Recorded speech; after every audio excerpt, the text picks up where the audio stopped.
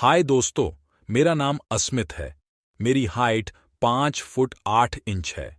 मैं दिखने में काफी आकर्षक हूँ। मैं लखनऊ में पढ़ता हूँ। यह यंग गर्ल क्यूट कहानी मेरे और मेरी एक जूनियर छात्रा के बीच की है। उस लड़की का नाम जानवी था।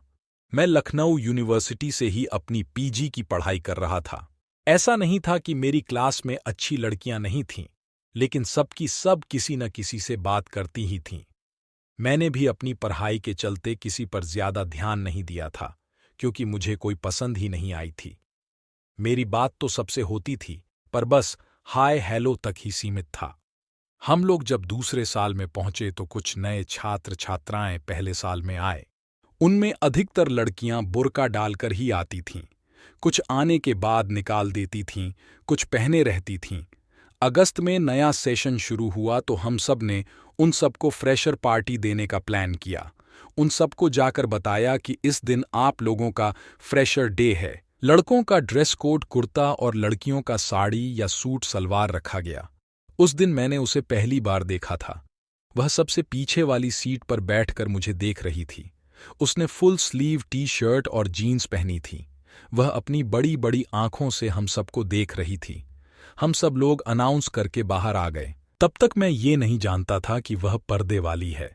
फ्रेशर पार्टी के दिन भी वह साड़ी पहनकर आई तो गजब लग रही थी। उसका ब्लाउज एकदम टाइट और शानदार शेप में था। जब उसने अपना इंट्रो दिया तो मैंने मन ही मन में सोचा कि बात यहीं खत्म हुई, लेकिन फिर मैंने खुद को एक मौका दिया। जब सब लोग नाच रहे थे तो मैं उसकी तरफ गया। मैंने उससे पूछा, आप डांस नहीं कर रही हैं? जानवी ने कहा, जी, मैंने ये साड़ी पहनी है और मुझे इसकी आदत नहीं है। चल तो पा नहीं रही ठीक से। डांस कहाँ से करूंगी? वैसे आप डांस क्यों नहीं कर रहे हैं? मैं कहा, मुझे आता ही नहीं है। वैसे साड़ी आपके ऊपर अच्छी लगती है, जानवी ने कहा। सच्ची? मैंने ये अपनी एक सहेली से मांगी थी। मेरे घर में साड़ी कहाँ मिलेगी? उस दिन पहली बार हमारे बीच यही सब बातें हुईं और सब कार्यक्रम खत्म हो गया। अगले दिन जब वह क्लास में आई तो उसने मुझे देखकर एक स्माइल पास की। मैंने भी स्माइल कर दिया।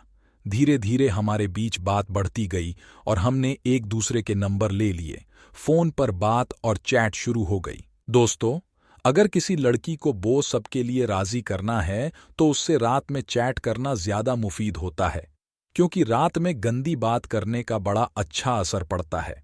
खैर, बात गंदी चैट तक पहुंच गई थी। पहले तो उसे गंदी बात बोलने में शर्म आती थी, लेकिन धीरे धीरे वह एक्सपर्ट हो गई। ये जानकर मुझे थोड़ी हैरानी और खुशी भी हुई कि लखनऊ में होकर भी लड़की वर्जिन है। मेरे बहुत जबरदस्ती करने पर उसने अपनी अंदर की फोटो दी। एकदम क्लीन शेव और दोनों फांकें एकदम चिपकी हुई थीं। उसे एक दो बार पहले शर्म आई, लेकिन मेरे बार बार बोलने पर वह वीडियो कॉल करने को तैयार हो गई। कॉल पर जब उसने अपनी कपड़ा खोले, मेरे तो होश उड़ने वाले थे। क्या शानदार और बड़े बड़े थे, वे भी एकदम गोरे। वीडियो कॉल पर मैंने उसे पूरे कपड़े उतार कर चलने को बोला। उसकी तरबूज थोड़ी चौड़ी है और हल्का सा पीछे को निकली है, इसलिए और मस्त लग रही थी। चलने पर उसकी पपीता एकदम लयबद्ध तरीके से हिल रही थीं। मैंने उसे अपना केला दिखाया तो उसकी आंखें ही नहीं झपक रही थीं। मैंने पूछा, चाहिए क्या? वह हंसकर बोली, नहीं, बहुत मोटा दिख रहा है। हाँ। मैंने कहा, सामने से देखना, अच्छा लगेगा। इस बात पर वह कुछ नहीं बोली। मैंने पूछा, कभी लिया नहीं है क्या? तो वह हंसती हुई बोली, मैं इसे देख ही पहली बार रही हूं। पहले तो मुझे उसकी इस बात पर भरोसा नहीं हुआ। फिर मैंने सोचा, क्या करना है, खोदना ही तो है। जब तक हैं तो खोद लेंगे। उसने बताया कि वह मुझे उसी दिन से पसंद करती है जिस दिन मैं उसको फ्रेशर पार्टी के बारे में बताने गया था। उसे खासकर मेरे बात करने का तरीका बेहद पसंद आया था। मैं तो सोचकर ही खुश हो गया। मैं फ्लैट में अकेला रहता था। एक दिन जानवी को लेकर मैं अपने फ्लैट पर आया। उसे भी पता था कि मैं उसे लेकर क्यों आया हूं। वह बोली, मेरे पीरियड्स अभी 3 दिन पहले ही खत्म हुए हैं, तो बिना सेफ्टी के प्रॉब्लम हो सकती है। मैंने सब व्यवस्था कर ली थी। मैंने अपनी जेब से बलून निकालकर उसको दिखाया तो वह शर्मा गई। पहले वह किचन में चली गई और चाय बनाकर ले आई। हम दोनों ने आराम से बैठकर चाय पी। फिर मैं उसके पास खिसक आया। पहली बार मैं उसे इतने इत्मीनान से किस कर रहा था और वह भी मेरे साथ लगी थी। मैं क्लास में कभी कभी उसे किस करता था तो डर लगा रहता था कि कोई आ न जाए, लेकिन आज किसी का डर नहीं था, इसलिए वह आराम से मेरी गोद में बैठकर मुझे किस कर रही थी। कुछ देर तक किस करने के बाद उसके बाल थोड़े खुल गए थे। मैंने जब उसे छोड़ा तो उसकी आंखें हल्की सी खुली थीं। मैंने उससे कहा कि कपड़े उतार दो। वह बोली, तुम ही उतार दो ना। मैंने उसकी शर्ट को निकाला और उसने खुद अपनी जीन्स को निकाल दिया। मेरे सामने ब्लैक ब्री और बिकनी में वह एकदम शानदार माल लग रही थी। मैंने उसकी ब्री को खोला तो उसकी टाइट पपीते बाहर आ गईं। उसकी एक पपीते के निप्पल को मैंने मुंह में लिया तो उसकी आह भरी सिसकारी निकल गई। उस दिन मुझे समझ आया कि निप्पल के ठीक नीचे किस करने या हल्का सा काटने से लड़की एकदम पागल हो जाती है। उसके बाद तो जानवी की गर्दन से लेकर पेट तक कोई ऐसा हिस्सा नहीं था जिस पर मैंने किस ना किया हो।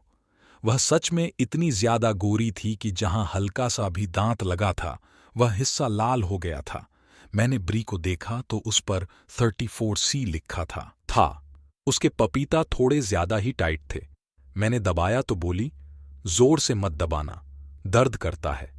फिर उसे किस करते करते मेरा एक हाथ उसकी गुफा पर पहुंच गया। जैसे ही मैंने उसकी गुफा के दाने पर उंगली लगाई तो वह चिहुक उठी। मैंने कहा, क्या हुआ? वह बोली, कुछ हुआ नहीं, बस अजीब लगा। मैंने उसकी बिकनी निकाल दी और खुद के भी सारे कपड़े निकाल दिए। उसको चित्त लिटाकर मैं उसकी गुफा पर किस करने लगा। उसके सारे रोएं एकदम खड़े हो गए थे। जब गुफा पर किस करना शुरू किया तो उसने अपने दोनों होंठों जोर से दबा लिए और तकिए को जोर से पकड़ लिया। उसे इस तरह से किस किए जाने से सिहन हो गई थी।